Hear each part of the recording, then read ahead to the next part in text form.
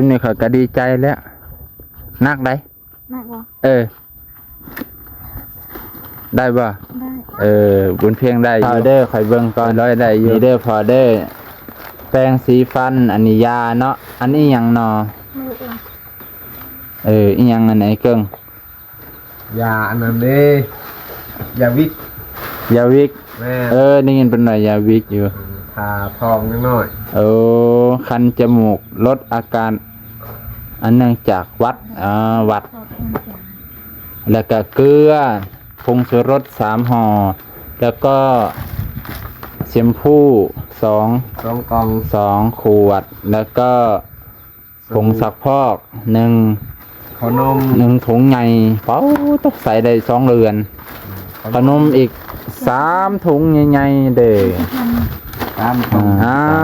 ก็มันเอาใส่บุญเพลงว่าใส่บ่ได้มันมีพองน้ำโอ้ยตาดิตนเนาะบุญเพลงบ่ฮู้ใกล้กันอย่าสะหัวโอ้ยพอจะโลนให้เพิ่นใจดีมีแห้งให้ความเจ็บจะหายได้ความใครจะหายนี้นอนรับได้เงินหมื่นนอนตื่นได้เงินแสนแบนให้เกมนี้โทจะเป็นม้านผ่านให้เบียดให้ยืนเด้อพอจะโลนในวันนี้โดยสาธุ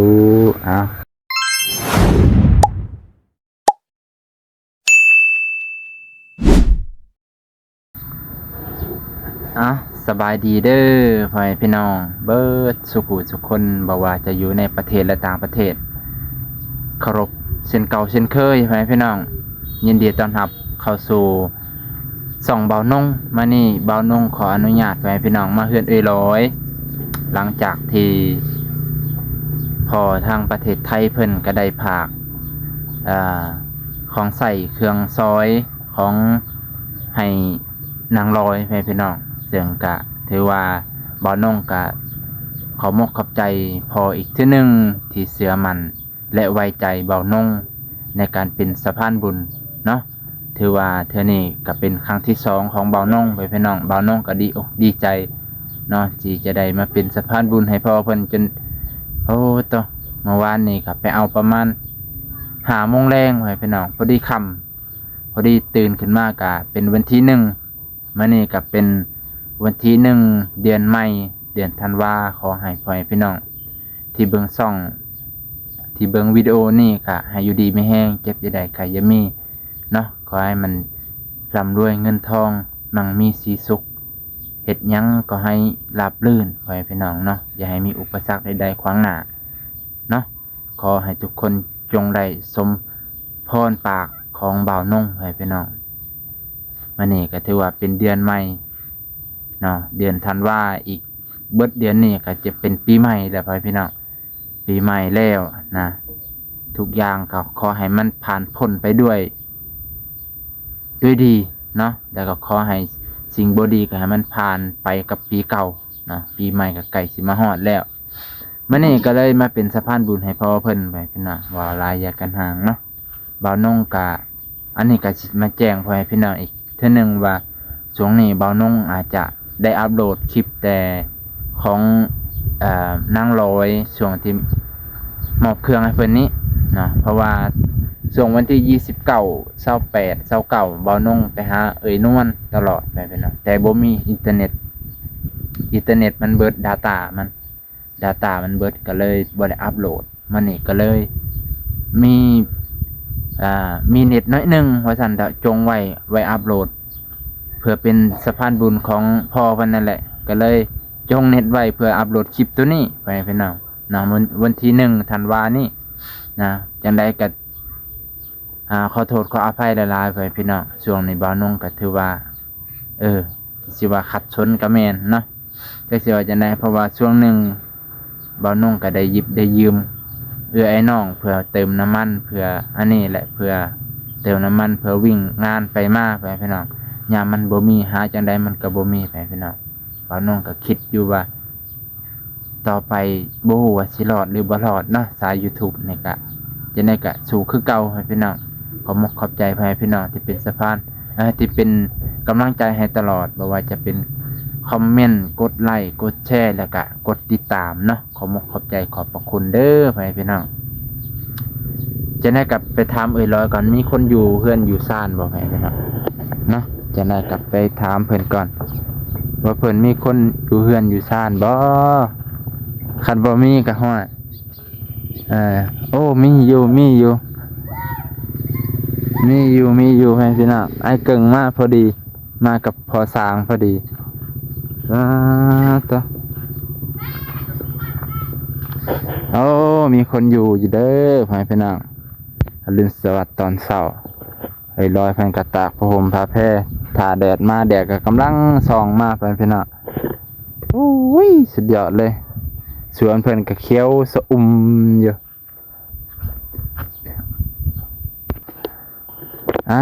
ตัวอยู่อยู่ตัวนี่กินข้าวกินน้ำแล้วบ่สบายดีตอนเช้าเลยสบายดีตอนเช้าอย่าไปพุ่นแน่เจ้าอายักในเด้ออะไรคุณอาจารย์สวัสดีค่ะป้าเกมเลยคือเป็นสั่นเสงี่ยมแห้งเนาะกินดองเด้อสบายดีไอ้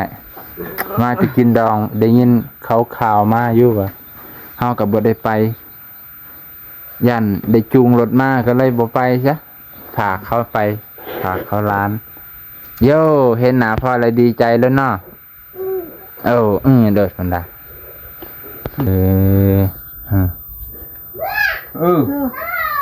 เอาหยอกเลย มื้อนี้ใครในบ่หนาวเนาะวันบ่ได้หนาว วันนี้ร้อนแบบป้าตะเอาให้เพิ่นแน่เอาแต่งตัวงามๆเด้อเพื่อให้มันเข้ากับเกิบเด้อ พอดีเครื่องที่เพิ่นฝากมาจักมื้อแล้วค่อยก็ลืมเลยจักมื้อไอ้ลอยจื้อบ่ตอนค่อยมาบอกตอนนั้น ตอนนั้นมันจะว่าฮอดมุกแล้วฮอดเนาะมื้อใดเลย มื้อตอนนั้นเจ้ามื้อเฮามาเบิ่งมาเลือกเบิ่งไปเบิ่งรถร้อยนี่เขาขับมาเขาจะโดนขับมาเคยทาก็ใช้หมอคือเห็นมาทาหลายมื้อคือเห็นมาเนาะดื่มแล้วบ่บ่แม่นหยังข่อยอยากมาอยู่แต่ว่าจะไปทางไหนจ้ะบ่ได้ไปไสซอยอ้ายเฮ็ดเฮือนอ้ายเพิ่นเฮ็ดเฮือนก็เลยบ่เฮ็ดนี่ก็เลยซอยเพิ่นแล้วก็ไปดุบ่ได้น้ำมันสิเบิดถ้าเขาเอาเครื่อง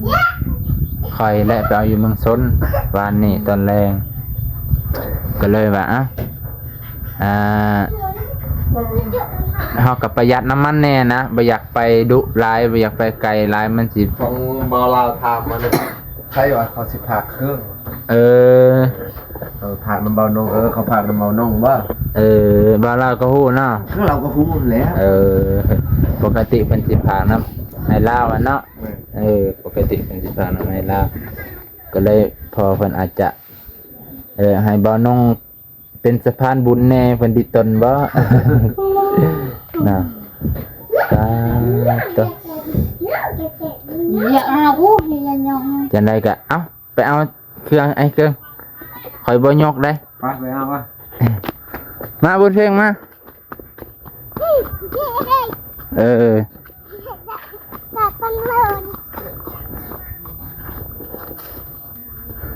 ป้าตัวนี่แล้วซึ่งนี่เขาก็ดีใจแล้วนักได้นักบ่ได้บ่ได้บุญเพียงได้อยู่ร้อยได้อยู่อย่าเพิ่งแกะติซอยแม่บ้านน่ะเลยดึงจองแม่ลง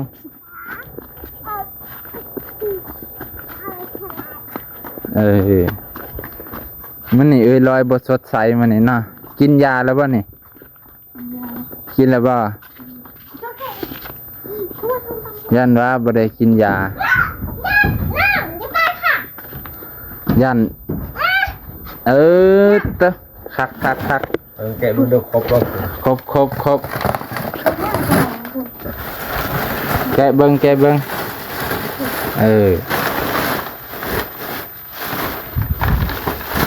มีเงินนำได้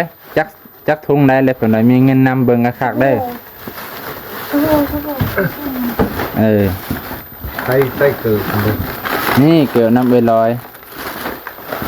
โอ้ มีเงินน เป็นนัว ำเป็นนัวอันนี้มาว่างทางหน้าให้เพิ่นเบิ่งเนี่ยว่ามันมีหยังเนี่ยแกะเบิ่งเนี่ยข่อยกระยานที่ตัวนั้นเลยเสีย เพราะว่ามันเห็นกล่องขาดโอ้ครบอยู่300ครบเนาะ โดย โอ้เด้อ300 จับไม่ลงร้อย จับให้แน่1 2แนมกล่องในเด้อครับ300 โอ้ อันนี้มาปรุงไว้ทางหน้าให้เพิ่นเบิ่งหน่อยว่ามันครบหรือบ่ครบจะไหน เมนูเนาะ ไว้ดีนี่จ้ะ เอาจักทงบุญเพ่งเอาอันใส่เกลือแล้วมาพี่เด้อมี เขาคือเขาคนนึง ขนม ตัดนี่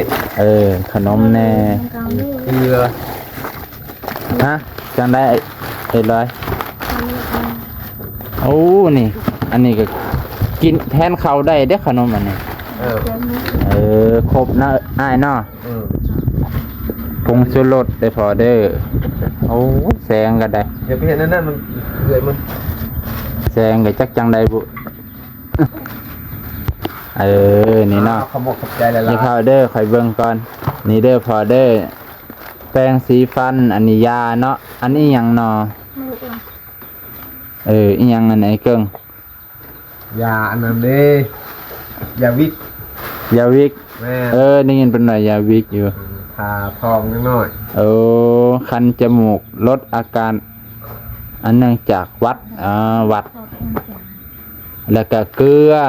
ผงชูรส3ห่อแล้วก็แชมพู2 สองกล่อง 2ขวด แล้วก็ผงซักพอก1 ขนม ถุงใหญ่เป้าต้องใส่ได้2เรือนขนมอีก3ถุงใหญ่ๆเด้อ ตามถุง 3 แล้ว ถุง คือคู่หนึ่ง ใส่เกือบ เด้เป็นใส่เลยเด้ เดี๋ยวเอามาให้เบิ่งในอยดู ยัง เซมพู ฮะ คุณอ่ะ ใส่บ่ได้ เบิ้งมาพี่เอามาใส่ไหม ปาตะปาตะใส่ให้เบิ่งในอยใส่ให้เบิ่งในอยตะมันเอาใส่บุญเพลงว่าใส่บ่ได้มันมีพองน้ำโอ้ยตาดิตนเนาะบุญเพลงบ่ฮู้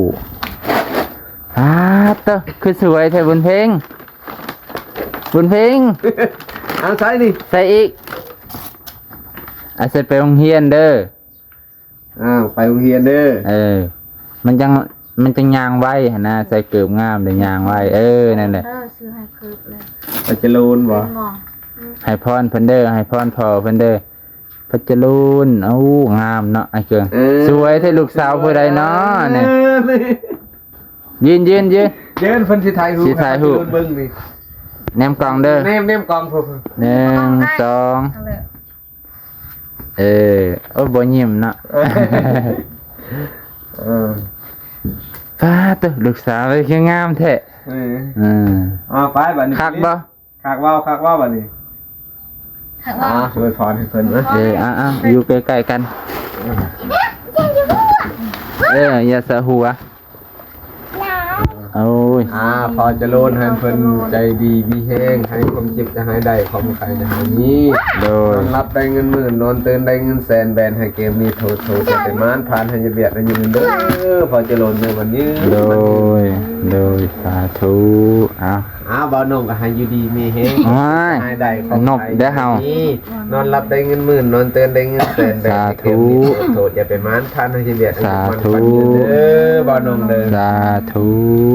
โอ้ยให้สมพรปากให้เกิงเด้อถ่าอยู่รางวัลสิตกมาได้ก็ยังบ่ฮู้ ถอยไปถอยมาข่อยง่ายล้างทวนนี่แหละเนาะ นัว เป็นนัวเบิดนะพอดีเลย แล้ว เกลือก็ใส่หน่อยนึงได้เค็มได้เกลือนี่เด้อ แม่นเนาะ แม่น เกลือของแท้ได้นี่ ป้าเกลือยี่ห้อ มาบ่ อิหยังอันนี้ปรุงทิพย์ยี่ห้อของแท้ เอา เด้อ ไว้บัดนี้ไว้ เอาเก็บไว้เอาฝากอันนี้น้ บ่บ่อยากเอาเนาะ คือจังซี่เนาะแนะนำพอเพิ่น อธิบายให้พอเพิ่นฟังว่ากล้องมันใหญ่กว่าเครื่องอ่ะนะแล้วบัดนี้มันบ่แน่นมันบ่ฟิตบัดยามเขาเอาเครื่องตัวหนักมาเต็งแล้วบัดนี้มันก็เลยแบบมันเซาะจังซี่นะมันก็เลยขาดขาดแล้วเห็นอ้ายอยู่สวรรค์นั่นถ่ายรูปมาเบิ่งอันเครื่องนี่ขาดเด้อคนทรงระหวางไทยกับลาวหั่นแหละ แม่ก็บ่เคยจะกินยินดี ดีแต่ว่าเครื่องบ่ได้หายพ่อแม่พี่น้องเนาะก็ถือว่าเสียใจเพิ่นอยู่เครื่องบ่ได้หาย แล้ววันนี้อ้ายอยู่สวรรค์ก็เลยอ้ายอยู่สวรรค์เพิ่นก็เลยอันติดสกอตเทปให้อีกตืมนะอ้ายพี่น้องนะกินให้เพิ่นแน่ติกินให้เพิ่นแน่ กินไม่เอาเถอะ กินให้เพิ่นชื่นอกชื่นใจแน่ กิน ระวังบุญมีเก็บฟองน้ำกินเด้ อย่ามันจะมาให้มันอยากให้มันกิน เดี๋ยว เอามา นี่กินเล่เลยบนเพลง เราเกิดใหม่ ได้เกือบใหม่สวยขึ้นเลยบนเพลงเลยนะอร่อยไหมอร่อยแซ่บบ่บนเพลง ถูกเลย